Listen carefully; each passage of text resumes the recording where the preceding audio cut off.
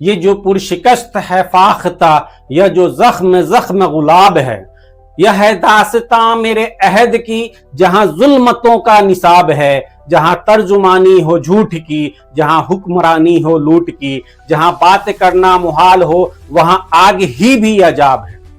खुश आमदीद।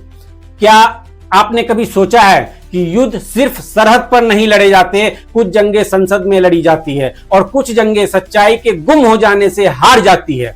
16 घंटे एक ऐसी बहस जिसने पूरे देश का ध्यान खींच लिया। संसद के मंदिर में ऑपरेशन सिंदूर पर चर्चा हुई, लेकिन जवाब कम, सवाल ज्यादा उभरे। पहलगाम में सुरक्षा कर्मियों की अनुपस्थिति से लेकर युद्ध के बीच अचानक सीज फायर तक क्या सच सामने आया? प्रधानमंत्री कहते हैं सेना को खुली छूट थी, लेकिन सेना के जांबाज कैप्टन शिव कुमार चिल्ला चिल्ला कर कह रहे हैं राजनीतिक बंदिशों ने हमें रोका। आखिर सच बोल कौन रहा है, प्रधानमंत्री या सेना? और क्या 25 भारतीय नागरिकों का बलिदान संसद में सिर्फ एक सवाल बनकर रह गया? इस वीडियो के अंत में हम खोलेंगे इस राज से पर्दा।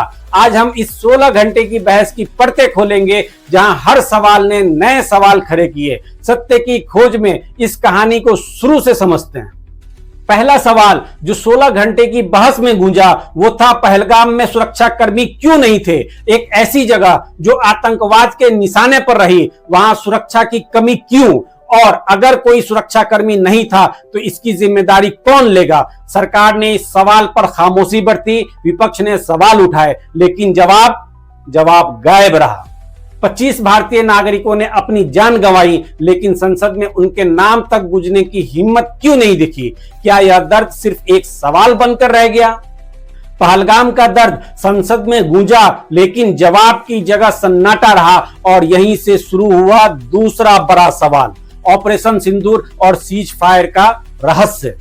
भारत की सेना ने पाकिस्तान को घुटनों पर लाने की ताकत दिखाई, लेकिन सवाल यह है कि जब भारत युद्ध जीतने के कगार पर था तो अचानक सीज फायर क्यों? 30 मिनट में भारत ने पाकिस्तान को कह दिया हम युद्ध नहीं चाहते, हम आपके सैन्य ठिकानों पर हमला नहीं करेंगे। आखिर क्यों? क्या यह भारत का फैसला था या पाकिस्तान की गुहार पर, या फिर जैसा अमेरिकी राष्ट्रपति डोनाल्ड ट्रंप 29 बार कह चुके हैं, क्या वह सच है? राहुल गांधी ने संसद में चुनौती दी, अगर हिम्मत है तो प्रधानमंत्री कहें कि ट्रंप झूठ बोल रहे हैं, लेकिन प्रधानमंत्री ने ट्रंप का नाम तक नहीं लिया। इसके बजाय उन्होंने अमेरिकी उपराष्ट्रपति जेडी वेंस का जिक्र किया, जिन्होंने रात में फोन किया था। प्रधानमंत्री कहते हैं सेना को खुली छूट थी, लेकिन जकार्ता में कैप्टन शिव कुमार ने साफ कहा राजनीतिक बंदिशों ने हमें रोका।